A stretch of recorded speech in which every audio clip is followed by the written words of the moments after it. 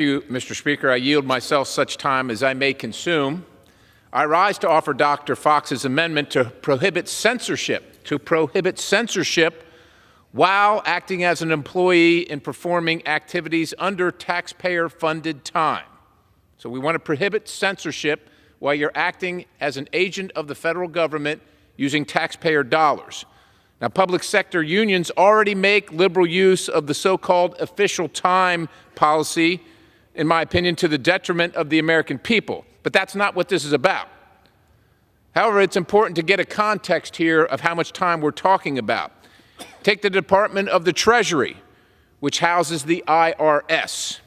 In FY 2019, so going back a few years, employees spent nearly 350,000 hours receiving taxpayer funds while doing and conducting union activities. Now, I know in our office, especially during the pandemic, we often had to intervene with the IRS on behalf of our constituents who couldn't get their refunds back, couldn't get answers, but yet 350,000 hours were used by these same people. Ladies and gentlemen, Mr. Speaker, that's the equivalent of 40 years of time in 1 year conducting union activities. Those are the 350,000 hours that the employees at the IRS are not answering taxpayer inquiries. Let's look at the Department of Veterans Affairs. VA employees spent over 500,000 hours in 1 year wheeling and dealing for their own union interest while our nation's veterans stood in line. We've heard about the waiting list and the backlog.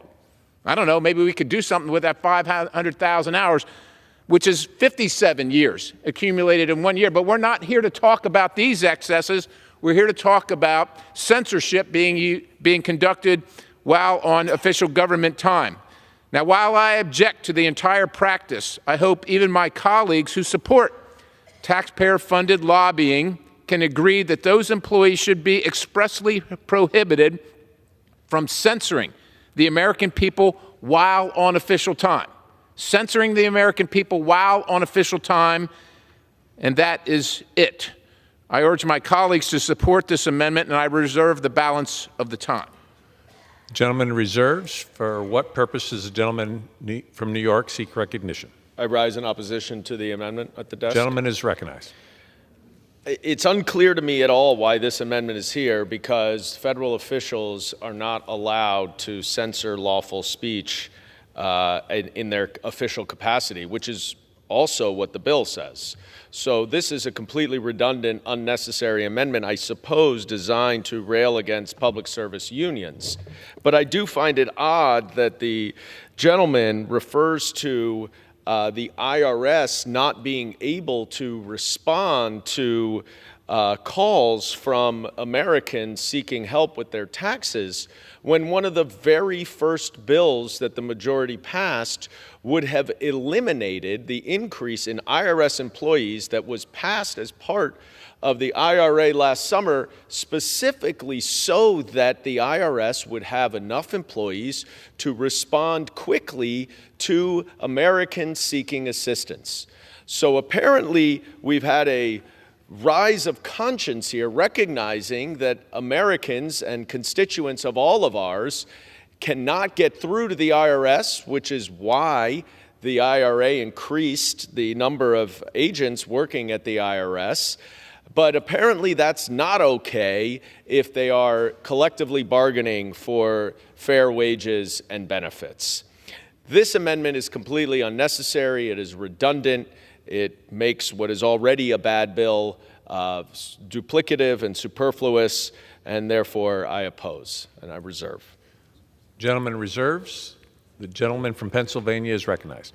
Thank you. And just to comment before I yield some time, if the bill's redundant, if this isn't happening anyhow, then you shouldn't be opposed because it will affect no one. And regarding the 87,000 IRS agents, we're not talking about hiring 87,000 process workers to go through claims. We're talking about hiring 87,000 agents to come to your home to investigate you. That's what we oppose. We want it to be done efficiently. If maybe they weren't spending so much time on themselves, they could spend time on the American people. With that, I yield as much time as he will consume to the gentleman from Kentucky, the chairman. Gentleman yields. Gentleman from Kentucky is recognized. Thank you. I thank the gentleman for yielding. I rise in support of the amendment. The Protecting Speech from Government Interference Act ensures that the new prohibition on government censorship is enforced in the same manner as the Hatch Act is currently offered. My colleague's amendment further strengthens this enforcement. It enshrines Congress's intent to ensure that the Office of Special Counsel continues to treat employees exercising public sector union negotiated official time as official duty time. Official time is taxpayer funded, and this amendment makes certain Hatch Act's new censorship prohibition will continue to apply to federal employees on official time. I ask my colleagues to vote yes on this amendment, and I yield back the balance of my time. Gentleman yields. Gentleman from Kentucky or from New York is recognized. Part of the problem with having a redundant amendment on the floor is that there were so many important amendments that the Democrats offered that were not even allowed to come to the floor, notwithstanding the purported open rules that Republicans have been so proudly championing this Congress. One of those amendments would have included in the category of exceptions to this unnecessary bill coordinating between law enforcement and social media companies about neo-Nazis inciting anti-Semitic violence on social media. That bill was offered in the committee, that amendment rather was offered in the committee, and it was unanimously rejected by my Republican colleagues, who apparently believe that neo-Nazis should incite violence against Jews unchecked and unfettered on social media. Unfortunately, that amendment was also offered and rejected at the Rules Committee last night, and so therefore we don't have it here to argue about, and we will not be able to vote about it on the floor. Instead, we're voting on this redundant, unnecessary, and confusing amendment that does nothing to meaningfully change this bill, but instead is an opportunity to rail against union workers. And for that, I oppose this amendment. This is a gentleman reserved. I yield back. Gentleman yields back. Gentleman from Can I Pennsylvania. inquire as to time remaining, Mr. Speaker? Gentleman has 1.5 minutes. Thank you, Mr. Speaker. You know what's awesome, Mr. Speaker?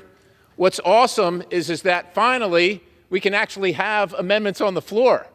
We can have debate. I mean, let's face it, as my good friend, my colleague from New York says, he's disappointed that his amendment or some amendment didn't make it through, but for the entire time of Speaker Pelosi's last reign of terror around here, where we ran the place like an armed prison camp, there were no amendments on the floor, not one. You might not agree with the amendment, you might not agree with the process, but at least the American people's voices are heard because amendments are on the floor now, and we're debating them right now. This is a good amendment. It's required. It should be required because we can't have government officials censoring their citizens while using taxpayer dollars to do it. I urge adoption of the amendment, and I yield back.